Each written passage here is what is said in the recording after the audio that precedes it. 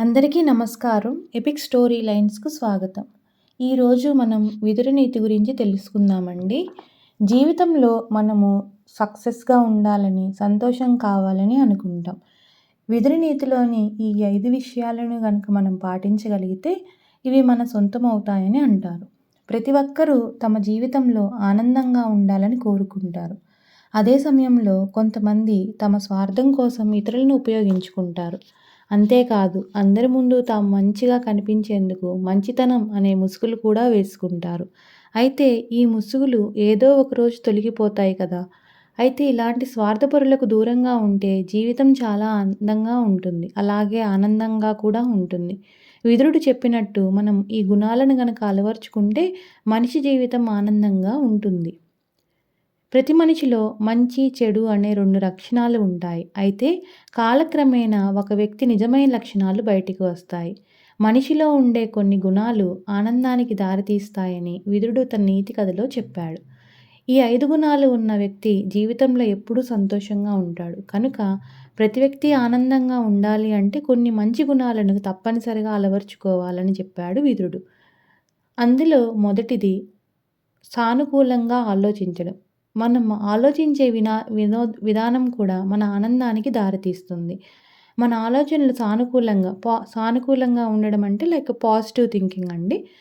So, మన ఆలోచనలు సానుకూలంగా ఉన్నా, మన చుట్టూ మంచి వ్యక్తులు ఉన్నా ఆ సానుకూల ప్రభావం ఉంటుంది. అయితే నిర్లక్ష్యం, సోమరితనం, కోపం, దురాశ, భయం, మద్యపానం, అనైతిక కార్యకలాపాలకు పాల్పడే వ్యక్తులకు ఎల్లప్పుడూ దూరంగా ఉండాలి. ఇలాంటి అలవాట్లు ఉన్న వ్యక్తులకు దూరంగా ఉండడం కూడా ఆనందంగా జీవించేలా చేస్తుంది. చెడు అలవాట్లు ఉన్న వ్యక్తులు జీవితంలో ముందుకు సాగలేరు. కనుక జీవితం ప్రశాంతంగా సాగిపోవాలంటే మనం దురలవాట్లకు దూరంగా ఉండాల్సిందే. అలాగే ఈ అలవాట్లు ఉన్నవారికి కూడా మనం దూరం పాటించాల్సిందే. రెండవది క్షమాగుణం, దానగుణం. గొప్ప గుణాలు కలిగిన వ్యక్తి సాంగత్యం కల్పవృక్షం లాంటిది అంటారు. విదురుడు చెప్పినట్లు క్షమాగుణం, దయాద్ర హృదయం కలవారు లోకంలో ఎంతో గొప్పవారు. ఈ లక్షణాలు ఎవరిలో ఉన్నా వారి జీవితం ప్రశాంతంగానే ఉంటుంది. ఈ లక్షణాలు కలిగిన వ్యక్తులు ఎవరి చుట్టూ ఉన్నా కూడా వారి జీవితం కూడా సరైన దిశలోనే సాగుతుంది. జీవితాన్ని మనం మధురంగా మార్చుకోవాలి అంటే ఇలాంటి లక్షణాలు ఉన్న వారితో మనం స్నేహం చేయాలి. ఈ లక్షణాలని మనం కూడా అలవరుచుకోవడానికి ప్రయత్నించాలి. అలాగే మూడవది పెద్దల పట్ల గౌరవం. ప్రతి ఒక్కరి జీవితంలో పెద్దలు చాలా ముఖ్య పాత్ర పోషిస్తారు. పెద్దలను గౌరవించడం ప్రతి ఒక్కరి బాధ్యత, అలాగే మన కర్తవ్యం కూడా. పెద్దలకు సేవ చేయడం, పెద్దలను సన్మానించడం వల్ల ఇళ్లల్లో ఆనందం, శాంతి నెలకొంటాయి. అటువంటి ఇల్లు ఎప్పుడూ లక్ష్మీదేవి అనుగ్రహంతో సంతోషంగా ఉంటుందని పెద్దలు చెప్తారు.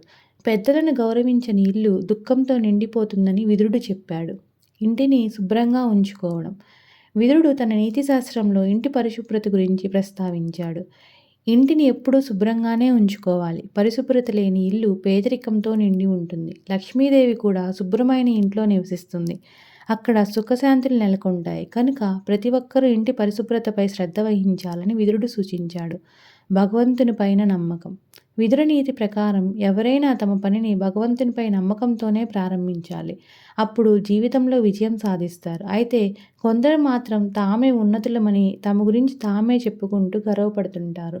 ఇలాంటి వ్యక్తులు జీవితంలో ఇబ్బందులు ఎదుర్కొంటారు. విదురుడు తన నీతిలో నిజాయితీగా పనిచేస్తే జీవితంలో సంతోషం నిండి ఉంటుందని చెప్పాడు. ఇదే మన విదుర నీతి.